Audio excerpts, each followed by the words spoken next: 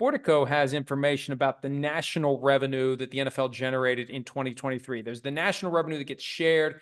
There's the local revenue that doesn't, for the most part, although some aspects of local revenue do get shared. There's supplemental revenue sharing. I think as national revenue gets bigger and bigger, the local revenue subsides in overall relevance, but still, the national side, according to Sportico, is $13 billion, less than the $14 billion the NFL is ultimately going to have to pay if it loses in the Sunday ticket case.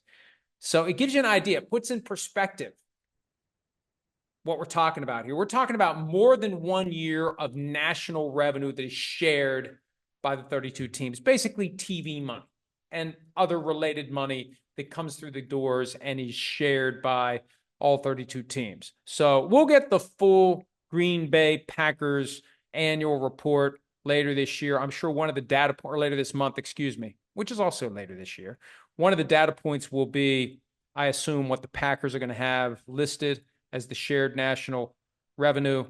But Sportico talked to some other teams too, and it's around 400 to 450 million per team, which 440 million per team is what the price tag is going to be if the NFL ultimately loses the Sunday ticket case. And remember, the other issue is, what, if anything, is the NFL going to do to change the way that Sunday ticket is priced going forward, given that this jury verdict basically tells the NFL, you've been ripping off your consumers, and it's an antitrust violation, at least during the class period 2011 through 2022. But anybody that's had Sunday ticket since it arrived in 1994 knows the problems. It costs a lot, and you can't buy it one team at a time, even though it's marketed to displaced fans. Hey, Packers fans in Pittsburgh, you want to watch your Packers games? We got to wait for you to do it. Never mind the fact that you got to buy all the other games too.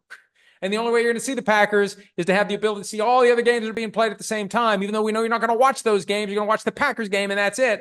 And if the Packers lose, you're probably not going to watch the 425 games. You're going to go, on a media blackout from the NFL. There's plenty of fans that do that. Back before I got into this business, if the Vikings lost, I didn't look at a newspaper. I didn't watch Sports Center. I didn't look at a highlight until Tuesday or Wednesday at least. Sometimes I wouldn't even watch the Monday night game. I was just like, that was the kind of fanaticism that characterized my experience, and I'm sure there's plenty of people out there who feel that way about their favorite team. So the bottom line, what's the NFL going to do about Sunday ticket? That is to be determined in part based upon what happens with the remainder of this litigation, and also whether or not they're willing to potentially undermine the relationships they have with CBS and Fox. Because remember, the entire case flows from the idea that the NFL wanted to keep the price of Sunday tickets so high that a certain percentage of the fans would say, can't afford it, don't want to pay for it, I'll just watch whatever games CBS and Fox are providing to me via my local affiliates. Hi, it's Mike Florio. Thanks for watching PFT on YouTube. Hit subscribe for the latest news and analysis from Pro Football Talk.